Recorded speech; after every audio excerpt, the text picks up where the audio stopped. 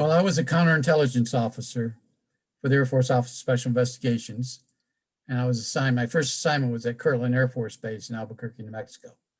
And it was my job to conduct counterintelligence investigations and other aspects of counterintelligence, which includes espionage investigations and so forth.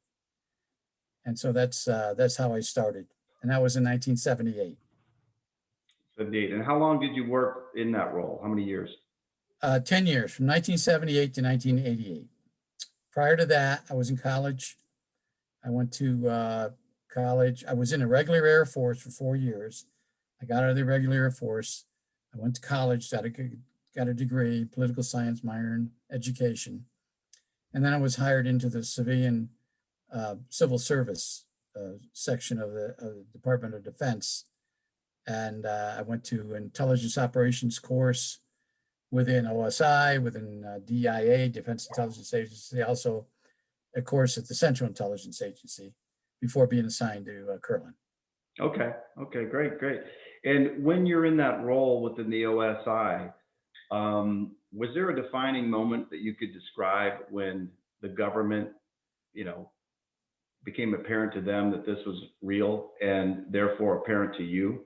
Was there, can you describe kind of that genesis of that, or a moment like in time where you knew that this thing was real? Well, I was conducting an investigation on Kirtland, and I had to be briefed into a special program because the investigation involved a landing of a UFO on the base. And so I had to receive a special clearance because everything's compartmented in the military. And so I went to a special briefing at a special security office on Kirtland, and the briefing was involved in the historical evolution of UFO investigations in the United States government. And it started with the Roswell crash of 1947. They showed us a film. They briefed us on what was found at the crash site, and then the evolution of the US government's involvement with UFOs and ETs right up until, a few years before my briefing in 1978. That's when my eyes were open. Before that, I had no interest in UFOs growing up as a kid in a military household. My brother was a UFO nut. He read all the UFO magazines, True magazines, the George Adamski books and so forth. I didn't. I wasn't interested in that. And so when I was briefed into the program, now let me go back. During all my training, my almost 7 months of intelligence training, not one word was ever mentioned about UFOs or about investigation of UFOs or about aliens, anything like that. And so when I got briefed into the program, jump ahead 8 months, I was somewhat shocked. My eyes were opened. I said, wow, this is real. I couldn't believe that we really did have a program investigating UFOs. And what we were explained was in 1969, the US Air Force stopped its investigation of UFOs, Project Blue Book. The condom report was published, and that was it. Well, the Air Force had a clearinghouse of documents and files pertaining to UFOs. And remember, Project Blue Book, there were 1,200 sightings that were still classified. And so they didn't know what to do with them. So the Air Force asked other intelligence agencies if they wanted these. Well, the Defense Intelligence Agency, which was relatively a new agency then, it was about 8 or 9 years old, they raised their hand and said, we'll take them. So they took the files and they ran with it. And that's why most of everything I did pertaining to UFOs went back to the Defense Intelligence Agency. Interesting. Yeah, I was watching a piece of that, I think, with your George Knapp interview, where you were kind of walking through that a bit. We're documenting some pretty interesting stuff around the phenomenon that has to do with, contactees, abduction cases. And we've got a property with a long-standing history of it, and a gentleman who his story's been documented, but it's about 13 years ago, and he continues to have ongoing things today. And he's said that the NSA's been out there, ATIP's been out there, a number of people have been out there. And you know, I've interviewed Nick Pope and talking to some other people. I was thinking about it before talking to you. What have you, in your investigations, came across cases that had abduction claims attached to them? And if so, what were your thoughts on it? What were some of your experiences around those cases? Yes, I did. The Paul Benowitz case, I'm sure you are aware of that. The periphery of that case involved a Myrna Hansen was her name, and she was a 30-some-year-old single mom with a 7-year-old son who was traveling from one point in New Mexico to another point. She had missing time. She ended up in the care of Paul Benowitz. And Leonard Stringfield, Alan Hynek became involved in this. And eventually, during the Paul Benowitz case, Paul came to me with her and said, this lady tells a story about an abduction, and she tells a story about being at this particular place on a base. And I want you to hear her tell her story. So I said, well, you know, I'm not really into abductions. I wasn't ever briefed into abductions, at least at that point. I said, well, I'm not really sure if I want to go through that or not. But I said, what the heck? I'll listen to her. So she came to the office, sat down, told her story. And her story is she was abducted. They took her into this big, huge room where there were vats all over the place.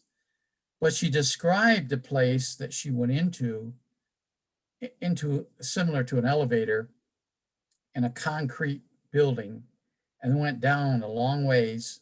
And when she got down to the bottom, she got out and walked through this portal, and these vats were all over the place. She was on an examining table, went through an examination, and then she was taken back to her original location where they abducted her. Well, while she was talking, she was describing a classified location on Kirtland Air Force Base, which totally shocked me. She was describing it perfectly with details, articulating the details.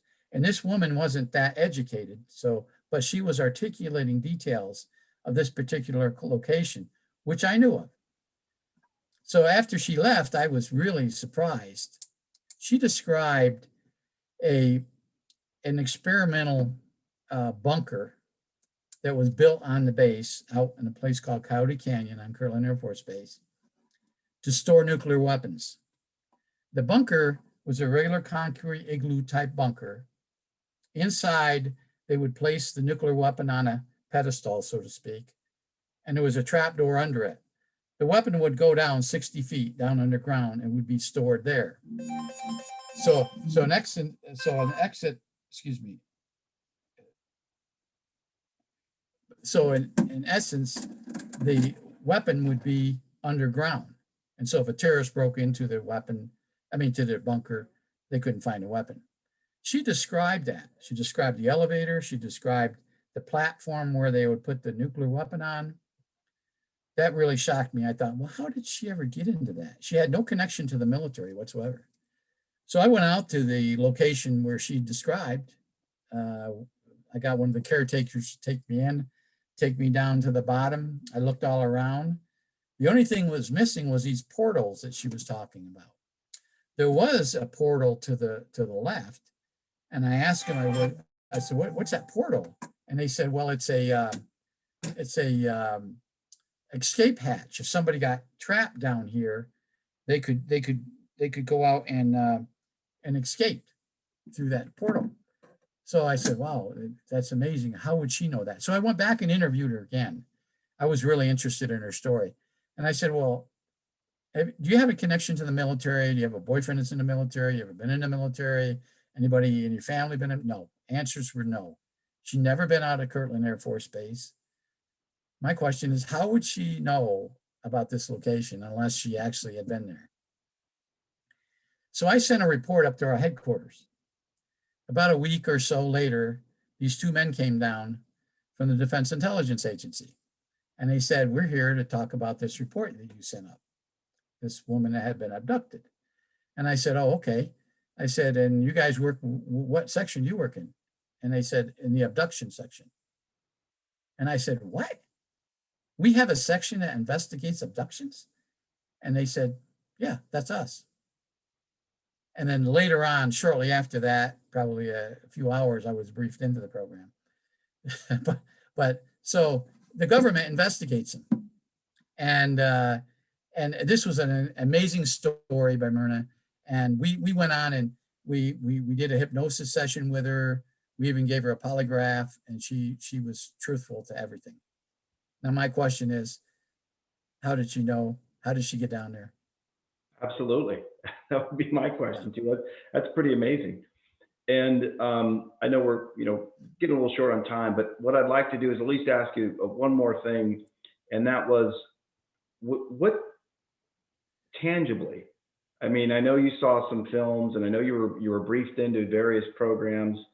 What did you personally see that had the most impact on you around this whole subject when you're with the OSI? The film, the briefing film, when I was briefed in the program, the briefing film showed President Truman at the crash site in Roswell. I mean, there he is. It's a black and white film. It's a military film. It's classified. It's not made up. It's not recreated. It was a regular Army film. That's Truman standing there with some other people, his Secretary of War, and other people there. I was fully engulfed in that, and I realized that what they were telling me. Of course, during the briefing, which lasted probably a couple hours, there's always doubt in your mind, especially when you've never seen this stuff before or never heard about it. And I was thinking, what kind of program, what kind of black ops program are they trying to get me into to believe this stuff? That's the first thing that went through my mind. And then I realized, how could they have faked all this stuff? And they couldn't have. I mean, there's people, my critics out there saying, well, they probably faked the film. Well, if you looked at the film and know what I knew about the evidence and so forth, you could realize that that's not fake. I mean, that's really Truman there. And this briefing showed crafts, showed crash sites, showed even pictures of ETs, 4 of them, 4 different races. How would they know that, or why would they be telling us this? And then after being briefed in, I conducted a number of investigations over the years, which thoroughly convinced me that we did have we were being visited by UFOs and ETs, and some of them were non-hostile, and some of these ET creatures were extremely hostile. So over the years, the investigations I conducted convinced me this was real. Amazing, amazing. Well, listen, I appreciate your time today. And what I'd like to do is I'll keep you posted as we get closer to this location. And there might be some interesting things if what happens that we hope happens. And I'd like to keep you abreast of it. And I may be calling on you again just to get some insights. And I really appreciate, you giving me some of this insight today. It's very valuable to me. And I certainly appreciate your time. So I'll follow up with some correspondence, Rick, and I'll definitely keep in touch. Okay. All right, Jim. Thank you. All the best. Thank you, Okay. Rick. Bye-bye.